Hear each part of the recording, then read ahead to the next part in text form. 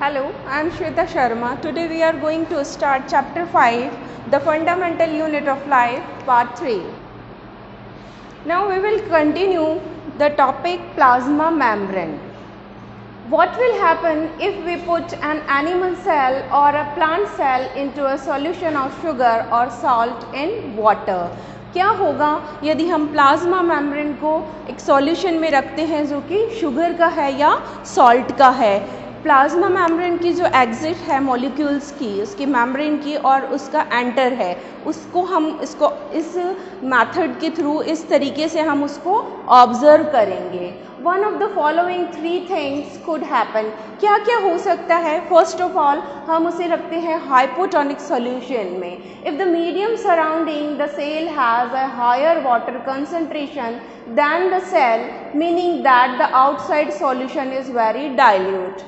The cell will gain water by osmosis. Such solution is known as a hypotonic solution. यदि medium है, cell का medium, जिस cell को हमने put किया है उसका मीडियम है, उसमें वाटर है, वाटर डाइल्यूट कंडीशन में है, तो डाइल्यूट कंडीशन में होने का मतलब हुआ कि वाटर के जो मॉलिक्यूल्स हैं उसमें ज़्यादा हैं, और सेल के अंदर जो वाटर मॉलिक्यूल्स है वो कंसंट्रेशन उनकी कम है।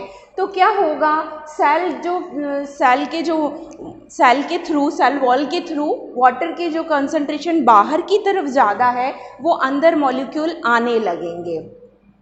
हाइपोटोनिक सॉल्यूशन के अंदर water molecules are free to pass across the cell membrane in both direction. ये तो सही है कि वाटर जो मॉलिक्यूल है वो दोनों तरफ सेल मेम्ब्रेन के एंटर भी हो सकता है और एग्जिट भी हो सकता है, यानी सेल मेम्ब्रेन है उसके लिए परमिएबल है, एंट्री के लिए भी और एग्जिट के लिए भी। But more water will come into the cell than will leave. लेकिन क्या हो रहा है, जो कंडीशन है, जो सेल मेम्ब्रेन है, सेल की जो कंडीशन है उसमें कंसंट्रेशन ऑफ वाटर कम है, तो उसका जो वाटर मॉलिक्यूल है वो बाहर कम जाएंगे, और जो डाइल्यूट जो वाटर है बाहर की तरफ, जो सेल मेम्ब्रेन के बाहर की तरफ है सॉल्यूशन है, उससे जो वाटर की एंट्री होगी वो ज़्यादा होगी। The net overall result is that water enters cell, the cell is likely to swell up. और डेफिनेटली क्या होगा, जब एंट्री बढ़ जाएगी वाटर मॉलिक्यूल की तो वो स्वेल्स अप हो जाएगी, वो फूल जाएगी, फ्लफी हो जाएगी। The second one is, if the medium has exactly the same water concentration as the cell, अगर मीडियम ऐसा है जो कि सेल मेम्ब्रेन है, सेल का जो अंदर का है कंसंट्रेशन वो, और बाहर का जो वाटर कंसंट्रेशन है वो दोनों इक्वल है, जैसे हम आइसोटोनिक कह रहे हैं, there will be no net movement of water across the cell membrane। तब सेल मेम्ब्रेन से कोई भी मूवमेंट नहीं होगा, ना तो वाटर मॉलिक्यूल एग्जिट होंगे ना उसमें कोई एंट्री होगी। Such a solution known as an isotonic solution. और ऐसा जो सॉल्यूशन होता है जिसकी कंसंट्रेशन सेल के अंदर वाले पार्ट में जो वाटर कंसंट्रेशन है उसके बराबर है, वो आइसोटोनिक सॉल्यूशन होता है। Water crosses the cell membrane in both direction। We know about that। water cross कैसे कर सकता है, ये चीज़ पहले भी है, हमने पढ़ा है कि वाटर का जो एंट्री है और एग्जिट है वो क्या है, वो दोनों तरफ होती है सेल के। Now but the amount going, water crosses the cell membrane in both direction, but the amount going in is the same as the amount going out। जो अंदर रहेगा वही बाहर रहेगा ना, और बराबर की कंसंट्रेशन से वो वाटर जाएगा, यह कह सकते हैं कि उस पर कोई फर्क नहीं पड़ेगा। The cell will stay the same size, और सेल की जो साइज है इट्स रिमेन सेम, वो वैसी ही रहेगी, एज इट इज़ रहेगी जो पहले थी। If the medium has a lower concentration of water than the cell, meaning that it is a very concentrated solution। Water की कंसंट्रेशन क्या है, वाटर कंसंट्रेशन जो सॉल्यूशन की कंसंट्रेशन है। सॉल्यूशन की कंसंट्रेशन कैसे हुई, वाटर क्या है, सॉल्वेंट है, और सॉल्यूट हम उसमें कुछ भी ऐड कर सकते हैं, शुगर ऐड कर सकते हैं, सॉल्ट ऐड कर सकते हैं, तो उसकी जो कंसंट्रेशन है वो डेफिनेटली क्या होगी, इंक्रीज हो जाएगी। तब हम कह सकते हैं कि वाटर क्या हो गया, water molecule, number of water molecule कम हो गया है। The cell will loss water by osmosis. तब क्या होगा, जो अंदर है सेल के वो वाटर मॉलिक्यूल्स ज़्यादा हैं और बाहर क्या है, कंसनट्रेट सॉल्यूशन है, इसलिए बाहर क्या है, वाटर मॉलिक्यूल कम है। तो अंदर के जो सेल मेम्ब्रेन के अंदर है उससे सेल में से वाटर मॉलिक्यूल बाहर जाने लगेंगे और उस स्थिति में क्या होगा, उस कंडीशन में है सेल श्रिंक हो जाएगी। Such a solution is known as a hypertonic solution. और ये जो सॉल्यूशन है वो क्या कहला रहा है, हाइपरटोनिक। हाइपर यानी ज़्यादा, हाइपो मीन्स कम। तो अगर कम है तो उसे हम क्या बोलेंगे, वाटर मॉलिक्यूल कम है, वाटर की कंसंट्रेशन कम है तो वो है हाइपोटोनिक सॉल्यूशन। और वाटर कंसंट्रेशन अगर कम है तो हम बोलेंगे उसे हाइपरटोनिक सॉल्यूशन, और ज़्यादा है तो हम उसको बोलेंगे हाइपोटोनिक सॉल्यूशन। सॉल्यूशन तो किस पे डिपेंड कर रहा है, सॉल्यूट पे, वो सॉल्यूट पे डिपेंड करेगा। Again water crosses the cell membrane in both direction, but this time more water leaves the cell than enter. अब जो हाइपरटोनिक सॉल्यूशन है उसमें अगर हम सेल को पुट कर रहे हैं तो क्या हो रहा है, लॉस हो रहा है वाटर का, तो डेफिनेटली क्या होगा, जो सेल है उससे वाटर चला जाएगा। Therefore the cell will shrink, और क्या हो जाएगी, सेल श्रिंक हो जाएगी। Thus osmosis is a special case of diffusion through a selectively permeable membrane। Osmosis क्या है तो डिफ्यूजन ही। डिफ्यूजन कैसे है, तो हायर कंसंट्रेशन से लोअर कंसंट्रेशन की तरफ क्या जा रहा है, उसका मॉलिक्यूल्स का मूवमेंट हो रहा है। लेकिन सेमी परमिएबल और सेलेक्टिवली परमिएबल मेम्ब्रेन अगर उसको पास आउट कर रहा है तब हम उसको क्या बोलेंगे, उस कंडीशन को, जो डिफ्यूजन की कंडीशन है, उसको ऑस्मोसिस बोलेंगे। Now let us try out the following activity.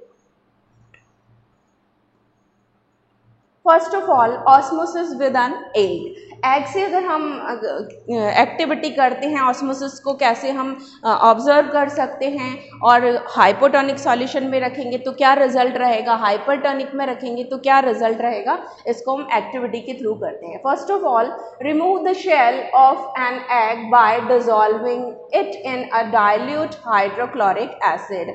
जो एग है, फर्स्ट ऑफ ऑल हम वी टेक एन एग लेंगे और उसे हम किस में पुट कर देंगे, हाइड्रोक्लोरिक एसिड सॉल्यूशन में डाल देंगे, जिससे उसका जो आउटर मोस्ट पार्ट है, जो उसका टफ शेल है पार्ट है, वो रिमूव हो जाएगा। The shell is mostly calcium carbonate. We know about that. जो शेल बना हुआ है एग का वो किससे बना हुआ है, कैल्शियम कार्बोनेट से बना हुआ है। A thin outer skin now encloses the egg. Put the egg in pure water and observe after 5 minutes. What do we observe? क्या ऑब्जर्व करेंगे, हमने शेल को हटा दिया है, उसकी जो स्किन है, आउटर नस्कुल्स को एनक्लोजेस करते हैं और उसको 5 मिनट के लिए हम वाटर में पुट कर देते हैं, रख देते हैं। The egg swells because water passes into it by osmosis। और ऑस्मोसिस के थ्रू क्या है, जो उसकी आउटर, अब शेल के बाद जो लेयर बची है एग के अंदर, उससे क्या होगा, वाटर की एंट्री होगी एग के अंदर डेफिनेटली, और एग क्या हो जाएगा, स्वेल्स अप हो जाएगा। Place a similar deshelled egg in a concentrated salt solution. अब क्या कर रहे हैं, नेक्स्ट टाइम हम जो एग है डिशेल्ड है, डेफिनेटली उसका हमने शेल अलग कर दिया है और उसको पुट कर रहे हैं हम कॉन्सेंट्रेट सॉल्ट सॉल्यूशन में। कॉन्सेंट्रेट सॉल्ट सॉल्यूशन में क्या होगा, वाटर का कंसंट्रेशन कम हो गया है। And observe for 5 minutes. Next 5 minutes बाद we will observe that the egg shrinks. egg का क्या होगा, egg shrink हो जाएगा, क्योंकि जो कंसंट्रेशन ऑफ वाटर है वो बाहर की तरफ क्या हुआ, कम है। तो जो अंदर की जो सेल है, एग की जो सेल है, वो उससे वाटर कहाँ चला जाएगा, बाहर। तो डेफिनेटली एग कैसा हो जाएगा, श्रिंक हो जाएगा। Water passes out of the egg solution into the salt solution because the salt solution is more concentrated।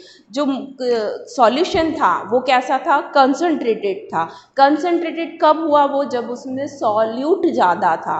solvent is water and solute is salt, or it may be sugar and whatever। We can also try a similar activity with dry raisins और apricot। ये activities हम किससे कैसे फिर से दोहरा सकते हैं, किससे, जो रेजिन है, किशमिश है और एप्रिकोट है उससे। Unicellular freshwater organisms and most plant cells tend to gain water through osmosis। जो इसकी इम्पोर्टेंस है ऑस्मोसिस की, क्या है, कैसे रोल, इम्पोर्टेंट रोल है इसका।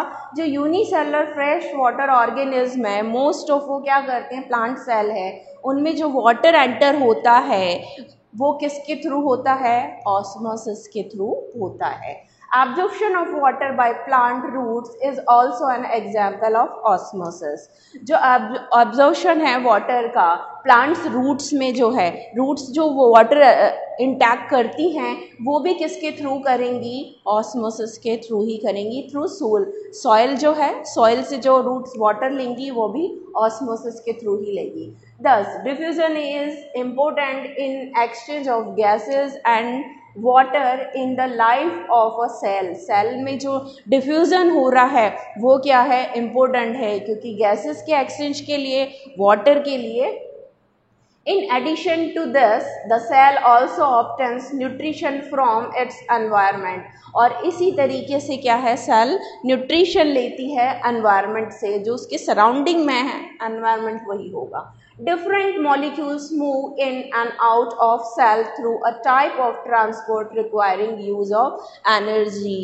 अगर एनर्जी के साथ वो हो रहा है तो वो क्या हुआ, एक्टिव ट्रांसपोर्ट हुआ मॉलिक्यूल्स का, और अगर इजीली हो रहा है तो वो होगा passive transport. The plasma membrane is flexible and is made up of organic molecules called lipids and proteins। अब this is the structure of plasma membrane। We are discussing about the plasma membrane structure। Plasma membrane कैसी होती है, flexible होती है, organic material की बनी होती है जिसमें लिपिड और प्रोटीन्स होते हैं।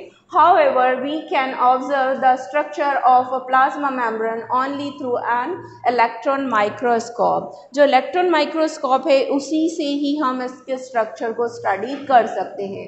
The flexibility of cell membrane also enables the cell of engulf in food and other material from its external environment। जो सेल मेम्ब्रेन है, सेल एनगल्फ कैसे करेगा किसी भी मटेरियल को, फूड को कैसे करेगा, जो उसके एक्सटर्नल एनवायरनमेंट में है वो भी इसी के थ्रू करेगा, जो ऑस्मोसिस है और डिफ्यूजन के थ्रू।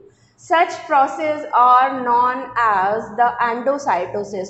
और ये जो प्रोसेस है जिससे सेल फूड ले रहा है, इंटैक्ट कर रहा है सेल, तो इसे कहते हैं endocytosis. The process is called endocytosis. The example of endocytosis we will see in amoeba। amoeba acquires its food through such process। amoeba क्या है, फूड को इसी प्रोसेस से लेता है जिसे एंडोसाइटोसिस कहते हैं।